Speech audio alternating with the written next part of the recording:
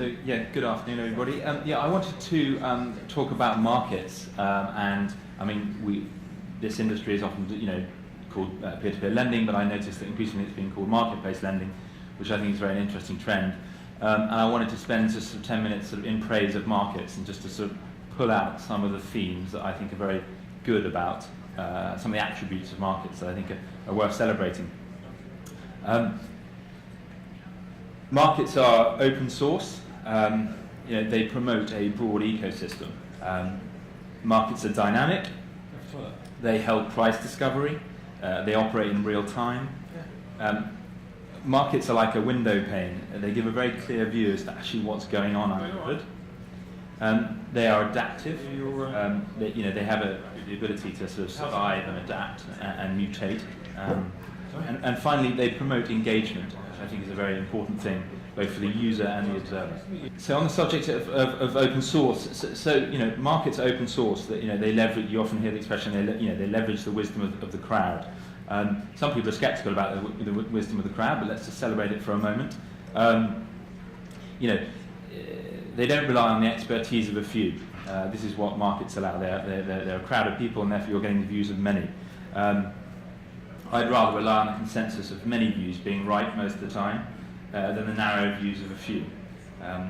One of the sort of long-term objectives or hopes of my company, RateSetter, is that actually the rates set by our users actually become like an interesting reference rate. I think I sort of touched on it earlier. The idea that in the UK, for example, you have 9 people setting the kind of official rate. You did have 16 banks setting LIBOR. It's the idea that we now have tens and hopefully in due course hundreds of thousands of people, whether either passively or actively setting the rate, and that becomes an interesting sort of reference rate, a market rate. So that's something we're particularly interested in. Their mass participation, but mass participation just inevitably means diversity. Sort of opposing, competing views brings balance to things. It's not just a sort of monochrome view. They are markets when they work best are open to all. They are going back to the title. They're open source as opposed to sort of closed loop. No single point of failure. Markets are very good at spreading risk. I mean, financial markets because they have a sort of multitudinous quality.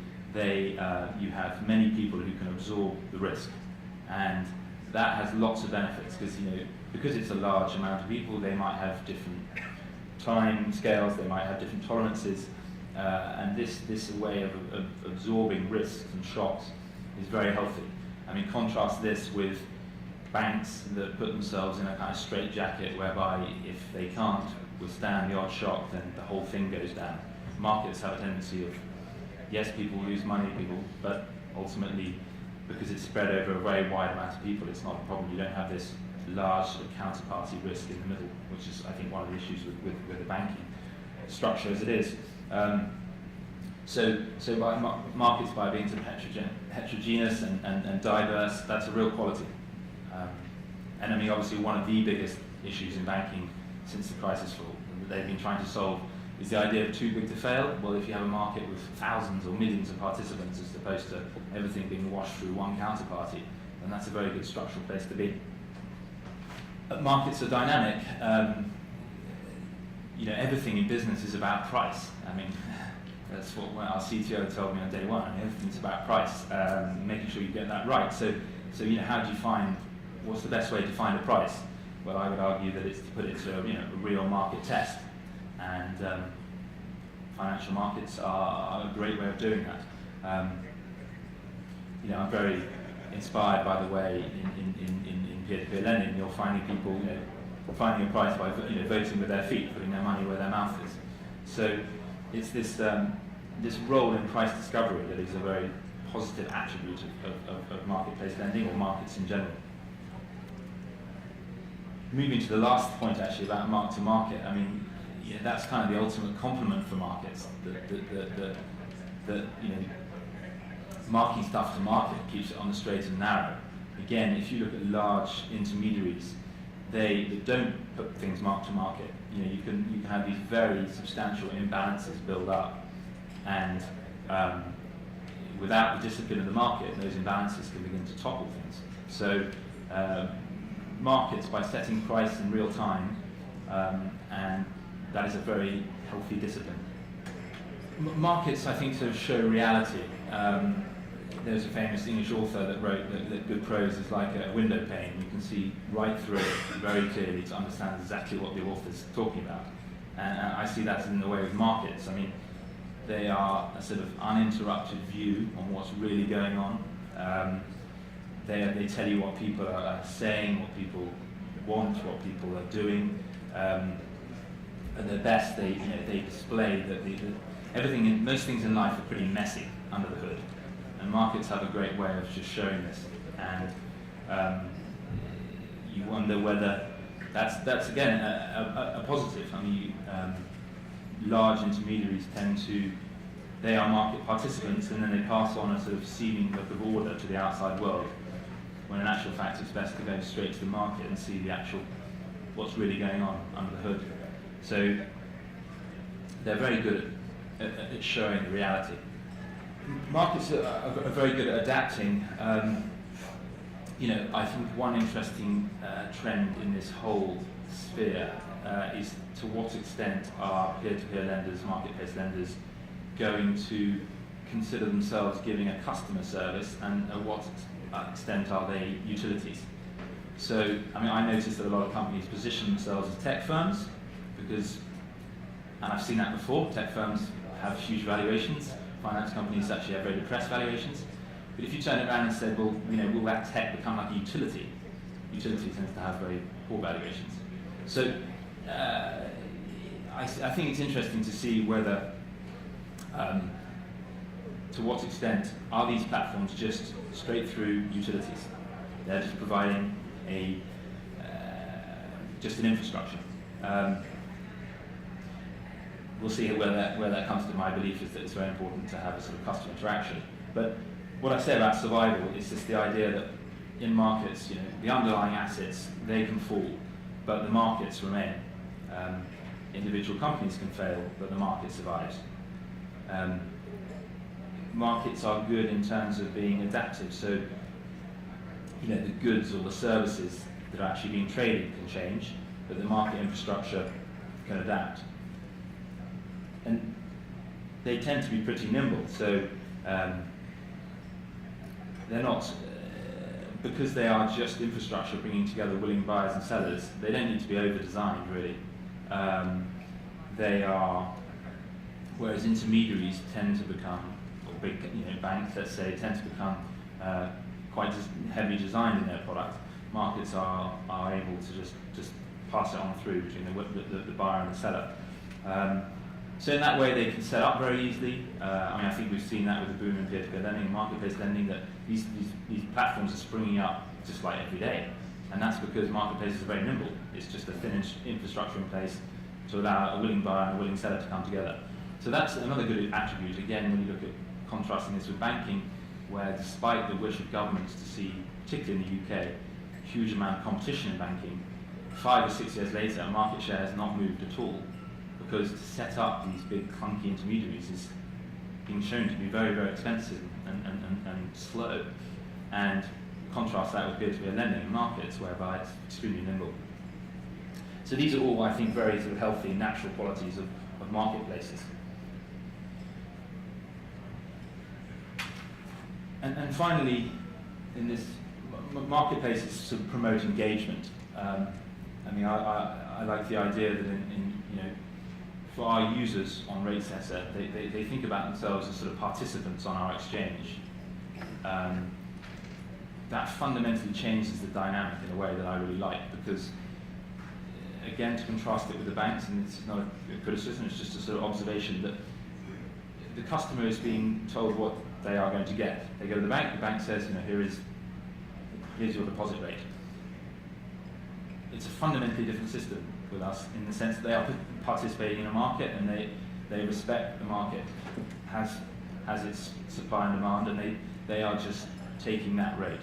So I think as participants, as opposed to just sort of takers of what they get, I think that's a very healthy dynamic and very healthy relationship with your customers. It gives them a sense of control, a sense of empowerment. It's been shown many times, I think, and this is something that was touched on with Altfi data, the efforts being made by the Altfi team to begin to build up the ecosystem of data in the UK, which I think is a little bit more advanced in the US. Markets prosper when information is transparent and readily available. And that's a very positive thing. Fully support that move. Again, but that is just an intrinsic quality of markets. Again, contrasting with other systems where actually it's to do with the arbitrage of information. It's not to do with the dissemination of information, it's to do with the arbitrage of information. It's the fact that you take a depositor's money. One depositor, he has no information about the borrowing market whatsoever, and therefore you arbitrage those two rates. Whereas markets are just showing what the borrower characteristics are, what the lending characteristics are. So they thrive on the availability and dissemination of information, which is a very good quality. It brings discipline. I think by engaging people, because they're participants, they really keep a watchful eye on things. Everything is subjected to real market forces. Again, it's because it's an activity by customers as opposed to just a passive action, just depositing your money. You feel more engaged, and therefore you perhaps have keep a watchful eye on things, which is important. And finally, they're extremely well suited to the internet. That seems a pretty kind of basic and noddy thing to say, but the internet is bringing people together in the most incredible way, and the internet is a great conduit for markets. Suddenly you've opened up markets to the masses, which is terrific. And I think there's no better example than peer-to-peer lending, in that it was simply not economic to do what we were doing 10 years ago. Actually, to the point made earlier around it, why is it that all corporate bonds and government bond markets are? Why do governments and large corporates borrow via markets as opposed to through banks? It's to do with scale. But that scale equation has changed. The aggregation of capital is vastly cheaper now by just use of the internet, and it's now become economic to do these tiny loans or relatively small loans, small business personal loans through markets. So that's something to really celebrate. So just a quick outlook. What does this all mean? I know it's been quite a sort of high-level presentation, but we've looked at the attributes of markets. They're open source, they're dynamic, they give a window on what's really going on. They're very adaptive. They're sort of living and breathing things, I see, not sort of clunky superstructures. And they engage people. Just a little sort of case study on the idea of what has become of the first bank. Well, the first bank has unquestionably disappeared without trace. I mean, you can look up on Wikipedia and there's all sorts of different explanations as to what the first bank is, or was. The oldest surviving bank, in Europe at least, recently, only last week, took a huge state bailout. Meanwhile, marketplaces have always existed, and they kind of just don't disappear because the goods and the services and all the assets traded and the participants may change, but the structure just remains. That is a very beautiful, stable situation. Our office is very close to Borough Market in London. I don't know how many people are here from London, but Borough Market is, I think, predates the City of London in terms of, banks have come and gone in the City of London, but the kind of Borough Market, which is still thriving. Now, I'm sure the sausages being kind of cooked up are slightly different to what they were sort of 400 years ago, but it's the concept that the marketplace can just survive and adapt and just trade different things. That's the point that I'm trying to contrast with banks. So the outlook is very promising. I think one thing that's very striking about the difference between the US and European markets is that peer-to-peer lending markets, that is that this is not really kind of news in America. I don't get the impression there's markets that have always had a much larger part to play in lending and funding, whereas in Europe, in the UK, but particularly in Europe, it's completely bank-dominated. Lending is completely bank-dominated, and so the move to more marketplace lending there's a huge opportunity, and I think it's quite interesting that the regulators and governments are actually wanting this to happen.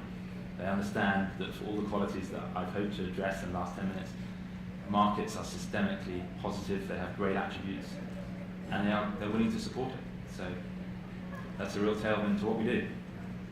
So thank you very much.